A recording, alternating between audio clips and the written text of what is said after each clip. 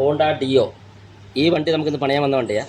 Gear oil മാറാൻ വന്ന വണ്ടിയാണ്. അപ്പോൾ ഗിയർ ഓയിൽ ചോദ്യം മൊത്തം വെള്ളമായിരുന്നു. അപ്പോൾ ക്ലീൻ ചെയ്ത് സെറ്റ് ചെയ്യുക. അപ്പോൾ ഇതിനകത്ത് വെള്ളം കയറാൻ കാരണം ഒന്ന് ഞാൻ പറഞ്ഞു, എങ്ങനെയാണ് വെള്ളം കയറിയെന്നോട് പറഞ്ഞുതരാം. ഈ ട്യൂബ് പൊട്ടലില്ല, ഇതിലല്ല കയറിയത്. അപ്പം ഇതിൻ്റെ കസ്റ്റമർ ഇതിപ്പം വണ്ടി സ്വന്തമായി കഴിയുന്ന എല്ലാവർക്കും ഉള്ള വീഡിയോ ആണ്. വണ്ടി ചരിച്ച് പിടിച്ചുകൊണ്ടോ അല്ലെ കൊണ്ട് കഴിയുന്നതിന് സൂക്ഷിക്കുക. അല്ല ഈ ഹോളുണ്ടോ, ഈ ഹോളിൽ കൂടെ വെള്ളം നേരെ ഗിയർ ബോക്സിനകത്ത് ഇറങ്ങും. ഇതിലേ കൂടെ നേരെ ഇങ്ങോട്ട് കാണിച്ചേ,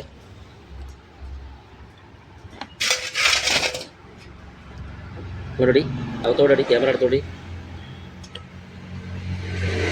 കേട്ടോ, ഇതിലേ കൂടെ നേരെ വെള്ളം ഇതിനകത്ത് ഇറങ്ങും. ഇതിനകത്ത് ഇറങ്ങിക്കഴിഞ്ഞാൽ ആ വെള്ളം നേരെ സീലിൻ്റെ ഇടയിൽ കൂടെ ഗിയർ ബോക്സിനകത്ത് ഇറങ്ങും. അപ്പോൾ ആ ഓയിലുമായിട്ട് മിക്സ് ആവും. അങ്ങനെയാണ് ഇതിനകത്ത് വെള്ളം കയറുന്നത്. അപ്പോൾ കഴിവുന്ന എല്ലാവരും ശ്രദ്ധിക്കുക. ഈ ഹോൾ എന്തിനാണ് ഇട്ട് കൊടുത്തേക്കെന്ന് പറഞ്ഞാൽ നമ്മൾ ഗിയർ ബോക്സിൻ്റെയും ഗിയർ സീലിൻ്റെയും ഗിയർ ബോക്സ് ബെയറിങ്ങിൻ്റെ നടുക്കാണ് ഹോൾ വരുന്നത്. ഇത് ഓൾറെഡി സീല് പൊട്ടിക്കഴിഞ്ഞാൽ ബ്രേക്ക് ഷൂവിനകത്ത് ഓയിൽ ഇറങ്ങാതിരിക്കാനാണ്. അപ്പോൾ അത് ഇതിൻ്റെ നടുക്ക് ഹോൾ ഇടുമ്പോൾ ആ ബ്രേക്ക് ഷൂവിനകത്ത് ഓയിൽ ഇറങ്ങാതെ നേരെ ഓവർഫ്ലോ ആയി താഴെ കൂടെ പോകും. അപ്പോൾ നമ്മൾ കഴുകുമ്പോൾ ശ്രദ്ധിക്കുക. കഴിവുന്ന എല്ലാവരും ശ്രദ്ധിക്കേണ്ട കാര്യമാണ്.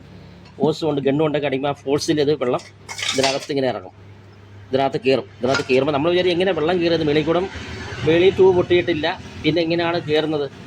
അപ്പോൾ അത് ശ്രദ്ധിക്കുക. അപ്പോൾ ഇത് കണ്ടില്ല, ഇങ്ങനെ നേരെ ഇതിനകത്ത് നല്ല പവർ അടിക്കുമ്പോൾ ആ വെള്ളം നേരെ വെളിയിൽ കയറിയിട്ട് ഈ സീലിൽ കൂടെ അടിച്ച് അകത്തോട്ട് ഇറങ്ങും. അപ്പം വണ്ടി കഴിവുന്ന എല്ലാവരും ശ്രദ്ധിക്കുക.